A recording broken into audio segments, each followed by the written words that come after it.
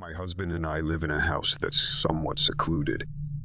Our neighbors aren't the type you can just say hi to over the fence, and a large, thick forest backs our property. For the past year that we have lived here, I have gone on a run along the forest path almost every morning. My husband likes to sleep in, whereas I've always enjoyed my early rises. Last week, we went to a friend's birthday party and were out late. I ended up sleeping in and missing my morning run.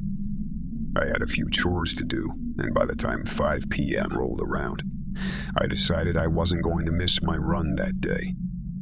I stepped out onto the back porch and took a deep breath as the sun was beginning to set on the horizon. My husband stepped out and gave me a lazy smile before he kissed me on the cheek. I told him I'd be back before it was dark and headed off. It started off like any other run. I take the same path each day. It's a little overgrown, but still obvious enough and easy to follow. I was only about 10 minutes in, and I started to notice something. It was quiet, eerily quiet. Normally I can hear birds, leaves in the breeze, and bugs chirping. But it was just complete silence apart from my own breathing and heart beating in my chest. I found it creepy, but shrugged it off as something to do with the timing of the day. The next strange thing happened only a few minutes later. There's a part of the path that wraps around this massive gum tree, the type that you can't see around when you stand in front of it. Well, I reached that part of the path, and it was gone. Completely gone. Not like someone chopped it down and there was a stump or a hole in the ground left. It was like the tree never existed in the first place. There was grass and fallen leaves in its place. It looked like any other part of the forest floor, untouched for years. I was starting to get a bit freaked out. I run this path every day. I know this tree is meant to be here. I remember the first time I saw it, I was in awe at the size. I made my husband come for a walk with me the next day so I could show him too, and he was also impressed by the sheer scale of it. It didn't make any sense that it had quite literally vanished. Even if someone was going to chop it down, I wondered if it was even possible to do it in such a short amount of time. I only just saw it the day before on my usual morning run. The practical, logistic part of my mind came to the conclusion it must have been chopped down. I decided I would wait to talk to my husband about it when I got back, and maybe even bring him with me to have a look the next day. Maybe he would have an obvious answer that I was missing. Perhaps I could contact the council and ask them about it. I shook it off and continued along the path. As I continued running, I started to get this off feeling in my stomach.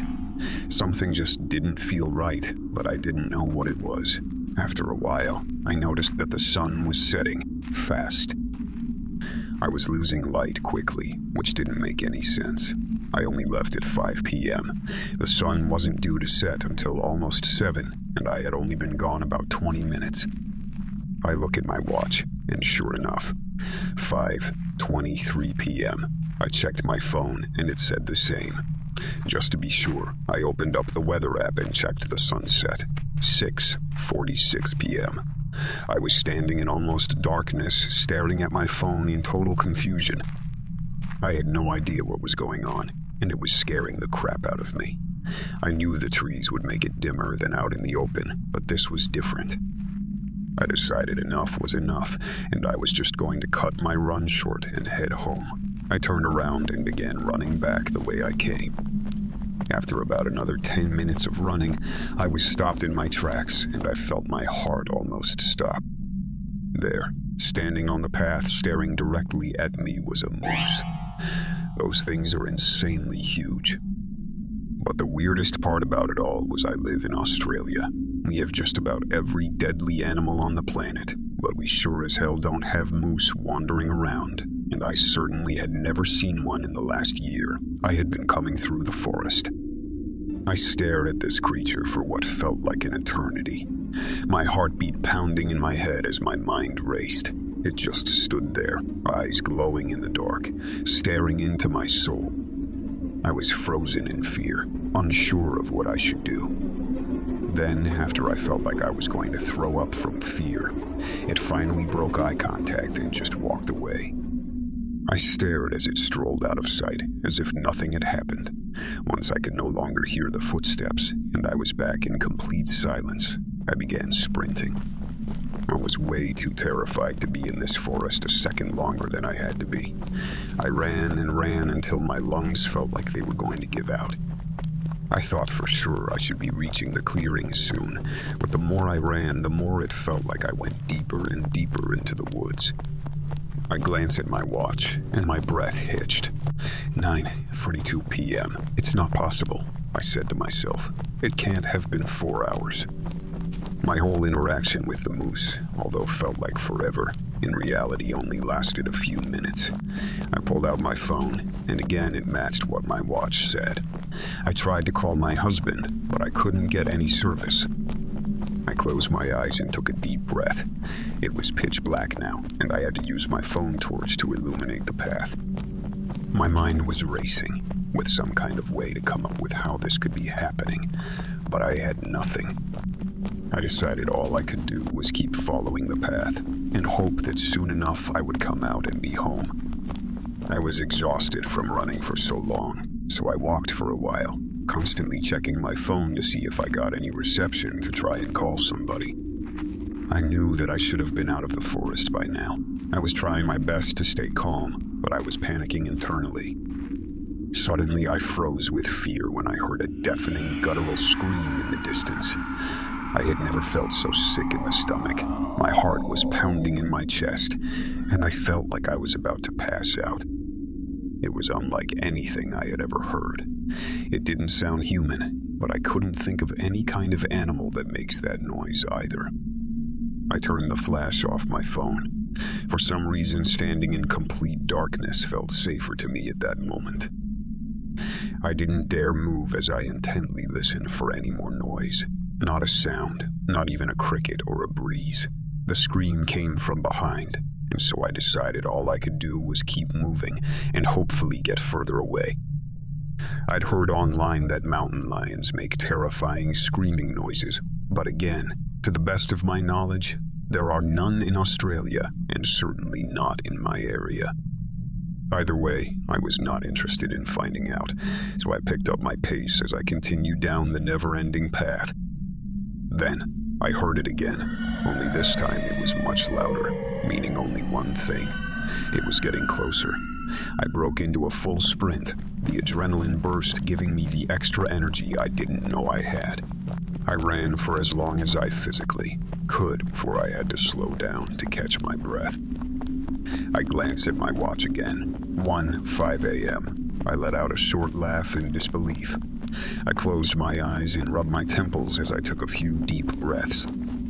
I was too afraid to stay still, so I began walking again. The forest felt never-ending. There was no sign of a clearing or anything that looked familiar. No matter how much I moved, I just seemed to go deeper and deeper into the thick woods. I no longer even had a path. I was stepping over branches and bushes, trying my best not to trip. I was watching the ground for so long I forgot to look ahead of me, and when I did, that was when I saw him. Or rather, it, standing just a few meters from me. I could make out the figure of a pale person with their back facing me. I should have been thrilled to see another person, but for some reason their presence irked me, and right before I was about to blurt out something, I stopped myself. It was hard to make out many details in the dark. My eyes had somewhat adjusted, but from what I could see, he was just standing there, facing the other way, seemingly doing nothing.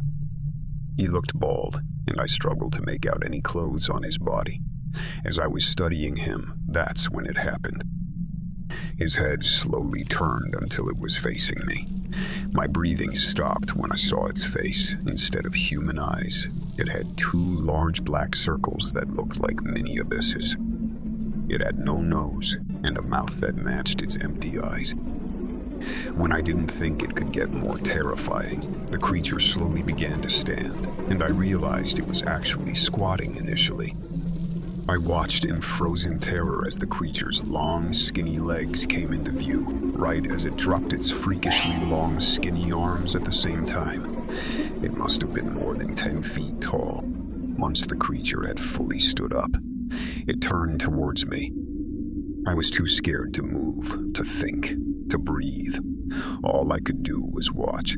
It stared at me for a moment before dropping its jaw to let out the most unearthly, thunderous roar you could imagine. This was enough to snap me out of my frozen state of terror. I turned on my heel and sprinted in the opposite direction of the creature. My chest was burning as I ran as fast as I could. I refused to look behind me, but I could hear the thumping legs following behind me. I had no sense of direction, no plan. All I could do was run. I still couldn't see that well, and so I hadn't seen the edge until it was too late, rolling and toppling down a steep hill until I landed in the thick brush at the bottom. I groaned in pain, winded from the fall. I blinked a few times before looking up at the ledge I had just fallen from, where the creature suddenly appeared. My eyes widened and my heart raced as it looked around. I thought for sure this was it. There's no chance I can outrun this thing in my state. Just as I was reflecting on all the things in life I had missed out on, the creature turned away and walked back into the trees, out of sight.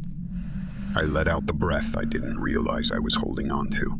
The bushes must have swallowed me up enough so that it didn't see me. I checked my watch again. 4:15 p.m. After laying there for a few minutes to catch my breath, I slowly sat up, wiping the tears from my eyes as I could finally think for a moment. When I felt ready enough, I rose to my feet and looked around. I then noticed the path, a very familiar path. It was the one I ran every day. I began following it, hoping and praying with every step that my ordeal would finally be over. After a while, the forest started getting thinner, trees more spaced out, until finally I could see a clearing with light. I audibly gasped as I quickened my pace into a full sprint towards the opening, and when I came out on the other side, I could see the sunrise. Tears filled my eyes as I saw my house in the distance, and I continued running until I got to the back door. I burst into the house and saw my husband sitting in the living room with a mug in his hand. He turned and gave me a puzzled look when he saw me. "You all right?" he asked. I stared at him in disbelief. Why was he not more concerned? Why hadn't he been out looking for me? "Are you joking? I've been gone all night. I got lost and so many crazy things happened.